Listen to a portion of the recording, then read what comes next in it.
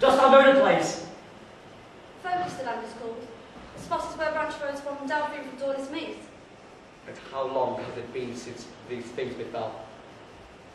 'Twas with so brief while where thou hast proclaimed our country's ruler that the news is brought. Zeus, what hast thou to do with me? Is it Oedipus that moves thee so? Ask me not yet. Tell me the height of Philip Lice. Was he still in man of prime? Tall was he, and his hair was lightly strewn with silver, not unlikely in form. Ah, woe is me! Methinks I unwittingly laid the dreaded curse upon myself. What sayest thou? When I look upon thee, my king, I tremble. It is a dread presentiment that in the end will prove the seer not blind. One further question to resolve my doubt. I quail, but ask and I'll answer all. Had he but a few armed retainers with him, like a prince? There were but 5 in all. One of them a herald, lies in the milk car road. Alas! 'Tis clear as noonday now! Say, lady, who carried this dreaded report of thieves? Sir, the sole survivor who returned. Is he at hand or in the house? No, for as soon as he found thee reigning in the stead of Laius slain, he clasped my hand and supplicated me to send him to the Alps and pastures, where he might be farthest from the sight of thieves. And so I sent him. 'Twas an honest slave, and well deserves some better recompense. Fetch him at once. I fain would see the man. Oh, he shall come. But wherefore summon him? Lady, I fear my tongue is over on discretion. Therefore I will question him. He shall be brought, but what may not I too claim to share the burden of thy heart, my king? Thou shalt not be frustrated at thy wish. Now my imaginings have gone so far. Besides, who has a high claim than thou to not hear my tale of dire adventures? Listen then. My father was Polybus of Corinth, and my mother Merope, a Dorian, and I was held a foremost citizen, till a strange thing befell me. Strange indeed. A roisterer at some banquet, flowing with wine, shouted at me, "Thou art not a true son of thy sire!" It irked me. I stopped for the nuns the insult, for on the morrow I sought out my mother and sire and questioned them. They were indignant at the random slur cast upon my parentage, and they did their best to comfort me. For still the venom barb rankled, for still the scandal spread and grew. So privileged I came to seek. Other grievous things he prophesied. Woes, lamentations, mourning, portents dire.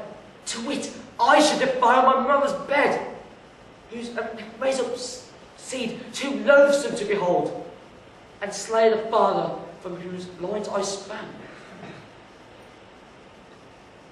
Then, lady, thou shalt hear the very truth. As I drew near the triple branching roads, a herald met me, and a man sat in his car, drawn by colts, as in thy tale. The man threatened to thrust me rudely from the path, and then jostled by the charioteer.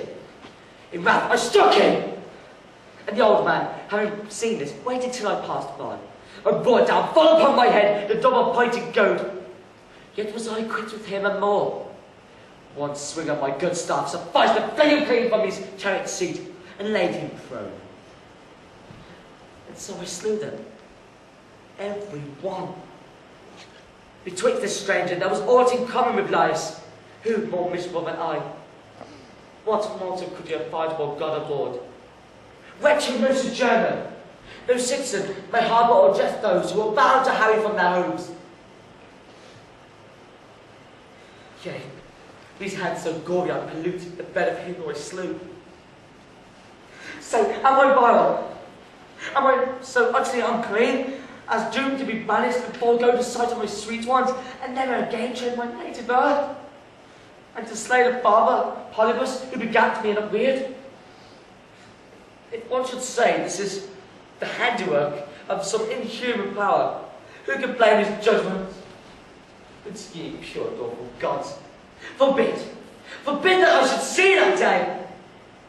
May I be blotted out from living men, ere such a plague spot set on me its brand. We too, O King, are troubled, but till thou hast questioned the survivor, still hope on. My hope is faint, but still enough survives to bid the biding of this herd. Those who hear what was thou learned. If this tale agrees with thine, my lady, I would have escaped calamity. And what special import did I say? In thy report, Elias was murdered by a gang of robbers. Now, if the stranger still speaks of robbers, then I slew him not. One with many cannot square.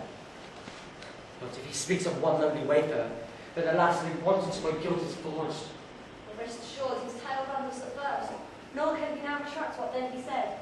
Not I alone, but all our townsfolk heard it. Even should he vary somewhat in the story, he cannot make the death of Elias in any wise jump with the oracle. For Loxia said expressly he was doomed to perish by the hands of my child. But he, poor babe, he shed no blood, but perished first himself. So much for divination.